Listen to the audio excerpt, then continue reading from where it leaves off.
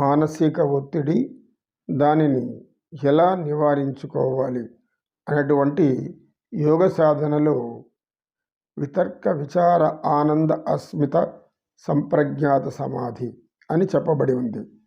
అందులో భాగంగానే ఈ యొక్క విశ్రాంతి పొందే పద్ధతి.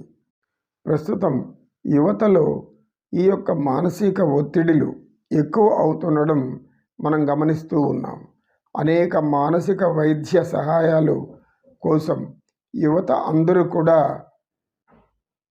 ప్రయత్నిస్తూ ఉన్నారు. ఈ ఒక్క చిన్న సాధన మీకు ఉపకరిస్తే మీరు సాధన చెయ్యండి. అయితే ఇది కేవలం మానసిక ఒత్తిడిలో ఉన్నవారికి మాత్రమే, ఆందోళన, టెన్షన్ ఇలాంటివి ఉన్నవారికి మాత్రమే. ఇది అందరికీ ప్రయోజనకారి కాదు. నియమాలు మనం ఇదివరకే చెప్పాం. మీకు మానసిక ఒత్తిడి అధికంగా ఉన్నప్పుడు వెంటనే ఒక ఏకాంత ప్రదేశాన్ని ఎంచుకోండి. ఆ ప్రదేశంలో మిమ్మల్ని ఎవరు ఒక 15 నిమిషములు ఆటంకపరచకుండా చూసుకోండి. ప్రశాంతంగా కూర్చోండి లేదా పడుకోండి. మీ స్పీకర్ను లేదా మైక్ను ఆన్ చేసుకొని మీ చెవి దగ్గర పెట్టుకొని వింటూ ఉండండి చాలు. అంతకంటే మీరు చేయవలసింది ఇంకేమీ లేదు. కేవలం వింటూ సాధన మాత్రమే చేయండి. మరలా గుర్తుంచుకోండి, మీరు ఏకాంత ప్రదేశంలోనే ఉండాలి. బయట శబ్దాలు కానీ ఎవరి మాటలు కానీ వినపడకూడదు. ఇలాంటివన్నీ తగిన ఏర్పాట్లు చేసుకొని సుగంధం వ్యాపించేలాగా మీరున్న ప్రదేశంలో ఏదైనా ఒక అగరబత్తి కానీ ఎలాంటిదో ఒక దానిని మీ దగ్గర ఉంచుకోండి. అన్నీ సిద్ధం చేసుకున్న తర్వాత మీలో అనేక ఆలోచనలు ఒత్తిడిని తీసుకొచ్చే విధంగా వస్తూ ఉంటాయి, ఆందోళనకు గురి చేస్తూ ఉంటాయి. మీరు ప్రశాంతంగా కన్నులు మూసుకొని కూర్చోండి.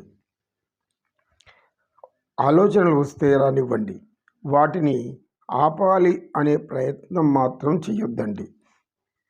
ఒక్క నిమిషం సేపు ఎలాంటి ఆలోచనలు వస్తున్నాయో దాన్ని గమనించండి.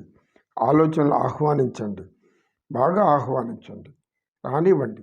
ఆలోచన వచ్చినంత మాత్రాన నష్టమేమీ లేదు.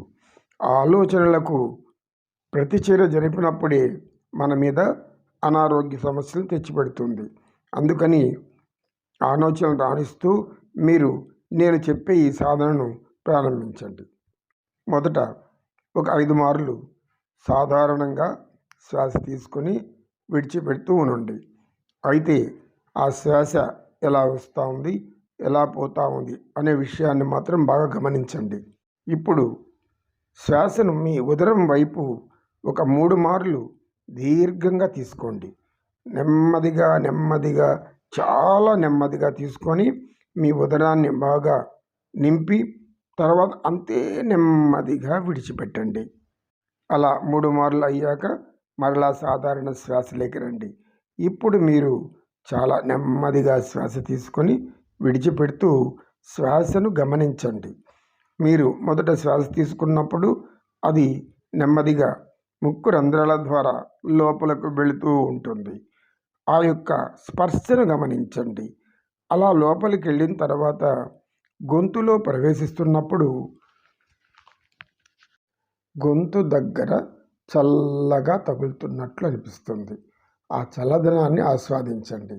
ఆ చల్లదనాన్ని గమనించండి. ఆ చల్లదనం మీ శరీరం అంతా కూడా చల్లగా వ్యాపిస్తూ శరీరాన్ని చాలా చల్లబరుస్తున్నట్లు గమనించండి.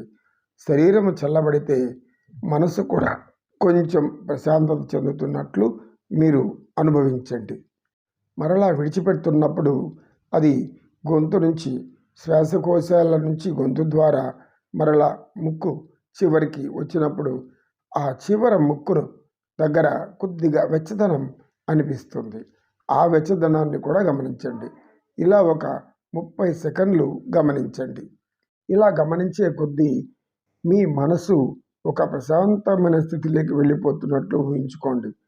హాయిగా, ప్రశాంతంగా, చాలా చల్లగా, సుఖంగా ఉందని భావిస్తూ ఉండండి.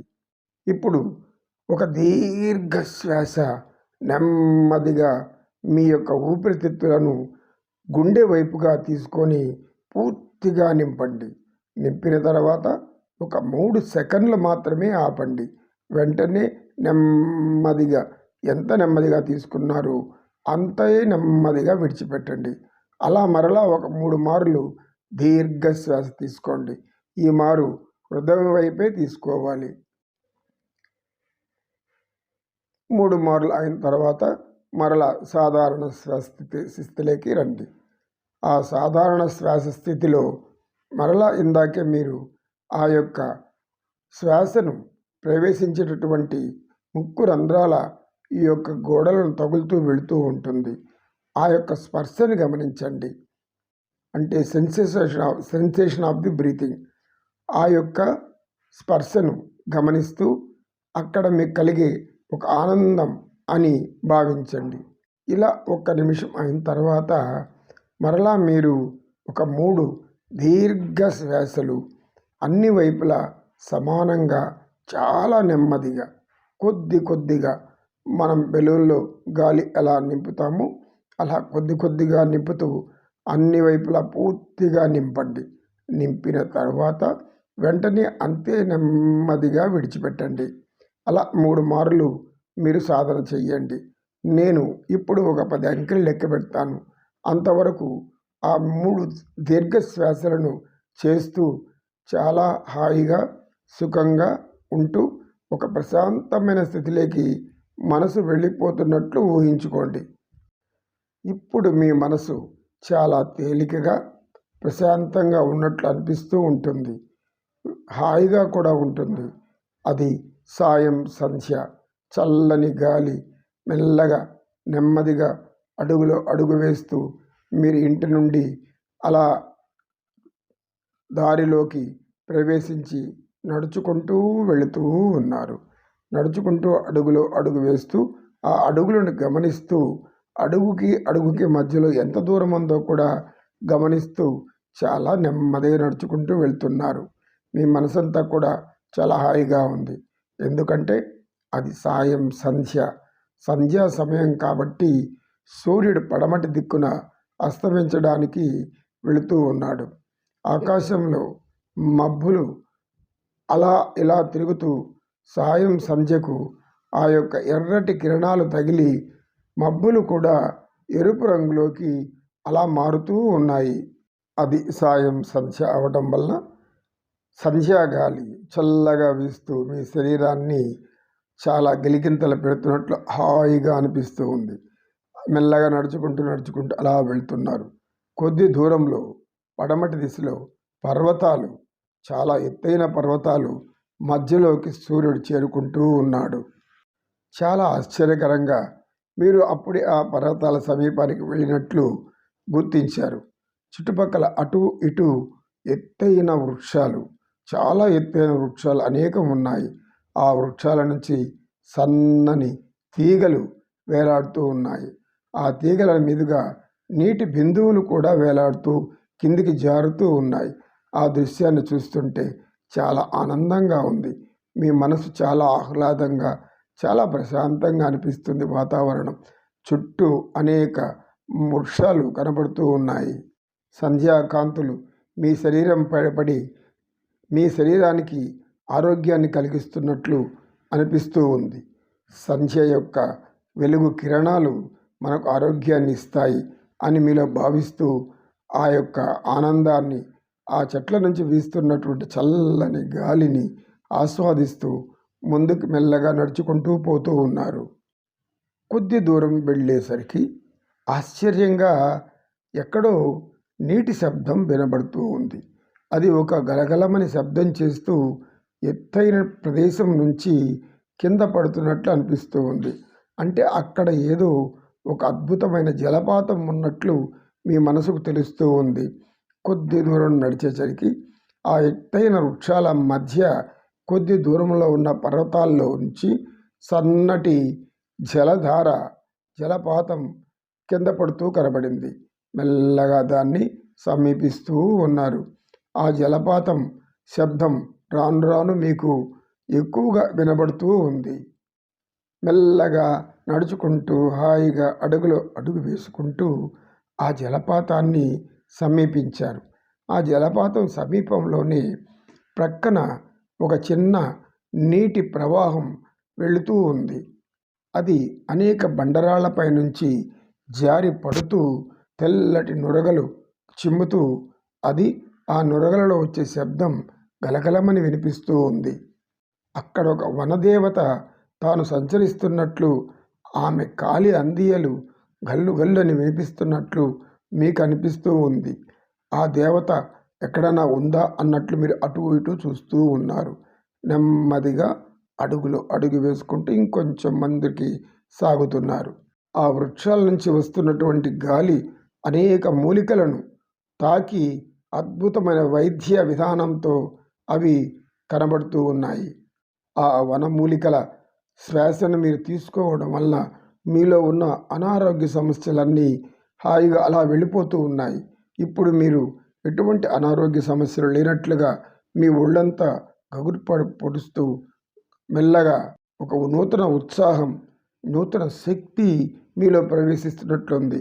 మీ మనసంతా చాలా ప్రశాంతంగా ఉంది, చాలా తేలిగ్గా ఉంది.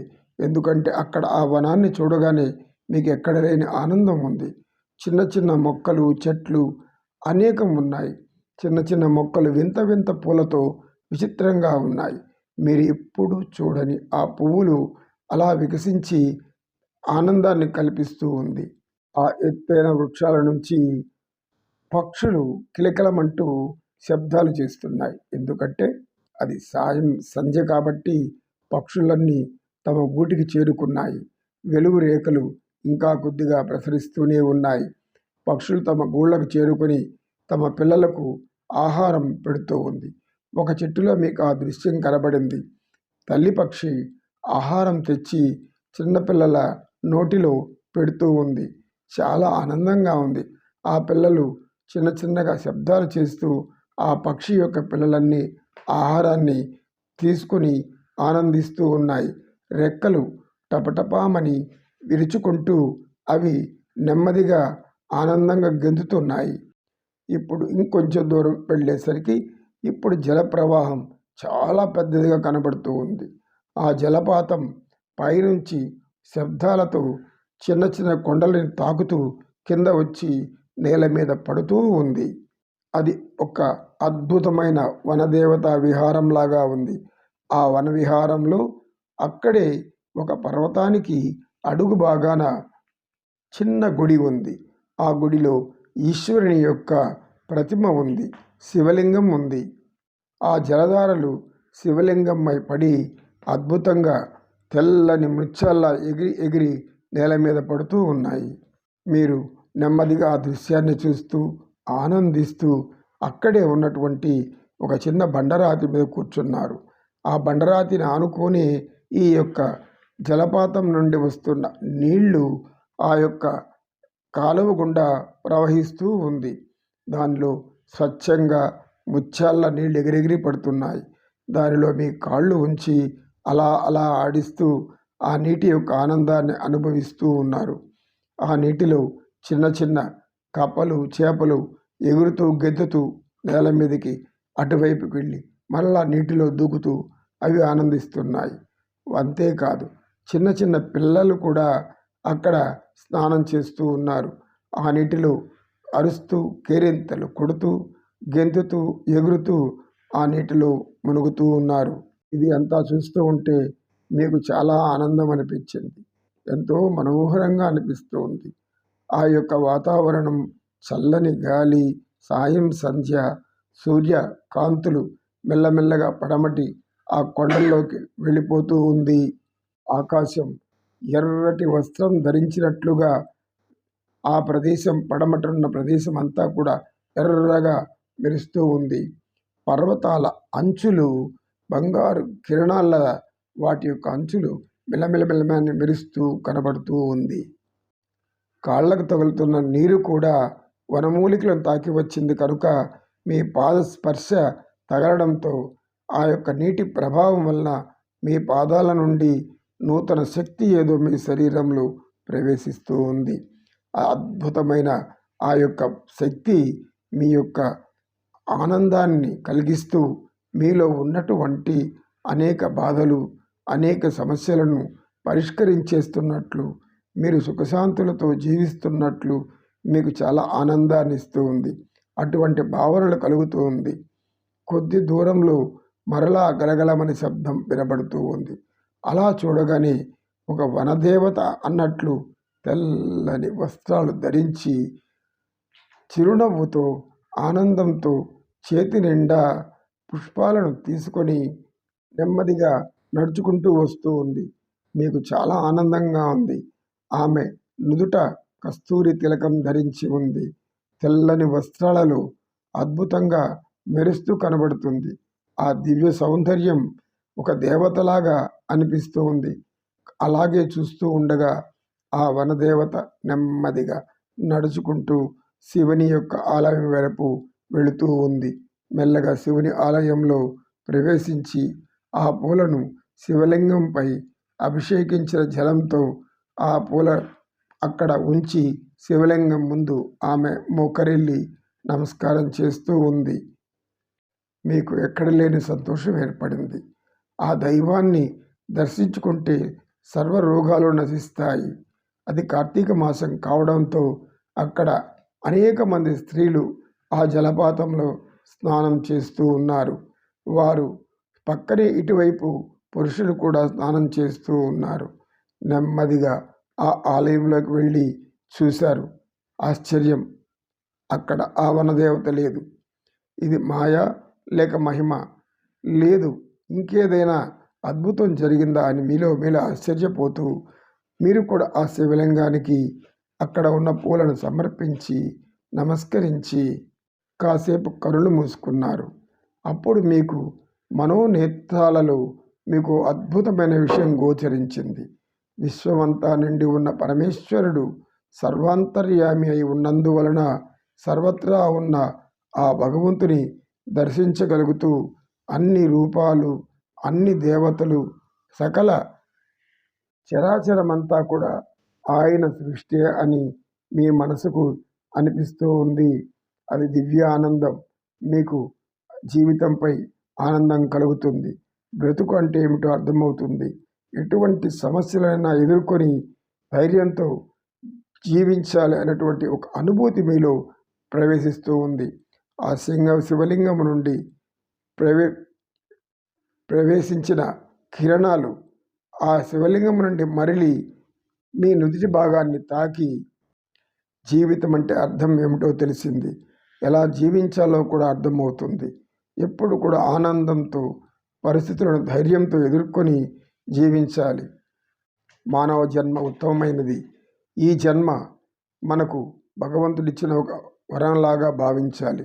ఎన్నో జన్మల పుణ్యం ఉంటే కానీ మానవ జన్మ రాదని శాస్త్రాలు చెబుతున్నందువలన మీకు అదన్నీ కూడా తెలుస్తూ ఉంది. ఇప్పుడు మీలో ఉన్న నిరాశ, నిస్పృహ, ఎటువంటి బాధ లేకుండా ఆనందంగా అనిపిస్తూ ఉంది.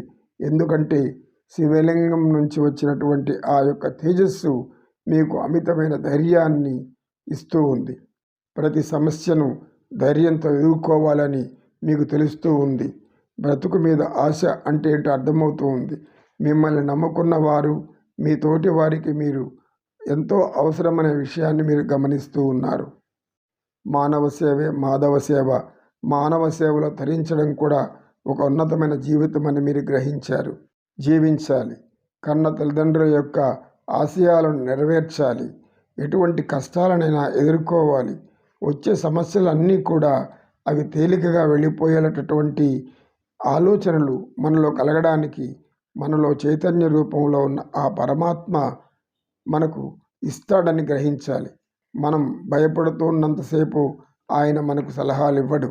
మనం ధైర్యం తెచ్చుకొని భయం వదిలితే లోపల ఉన్న చైతన్యం ఒక నూతన శక్తిని, మీ సమస్యలను ఎదుర్కొనేటటువంటి జవాబులను ఇస్తుందని మీరు గ్రహించారు. అది ఈశ్వర లింగం నుండి మీకు తెలియజేయబడుతూ ఉంది. నెమ్మదిగా అడుగు వేసుకుంటూ మరలా ఆ ఆలయం నుంచి జలపాతం ఉన్న సమీపానికి అడుగు వేసుకుంటూ వెళుతూ ఉన్నారు. చాలా ఆనందంగా ఉంది. పైన నీటి తుంపరలన్నీ కూడా శరీరంపై పడి మీకు చాలా తృప్తిని ఇస్తూ ఉంది. ఇప్పుడు మీరు చాలా ప్రశాంతంగా మారిపోయారు. మీ మనసు చాలా తేలికగా ఉంది, ప్రశాంతంగా ఉంది. ప్రశాంతతే జీవిత లక్ష్యం అనేటువంటి ముఖ్య సూత్రాన్ని మీరు తెలుసుకున్నారు. మన మానసిక సమస్యలకు నిరాశ, నిస్పృహ ఇవే కారణం. భగవంతుడే సత్యం, భగవంతుడే నిత్యం. కనుక ఆ దైవారాధనలు జీవించాలని, దైవం యొక్క విలువను తెలుసుకోవాలని, భగవంతుడిచ్చిన ఈ శరీరాన్ని మనం కాపాడుకోవాలని, ప్రాణం చాలా విలువైనదని గ్రహించి అలాగే కూర్చొని ధ్యాన నిష్టలో కళ్ళు మూసుకొని మీకు అక్కడ ఉన్న సన్నివేశాలంతా గుర్తు తెచ్చుకుంటూ, చూస్తున్న వాటిని మరలా మననం చేసుకుంటూ కాసేపు అలా ధ్యానంలో ఉండిపోయారు.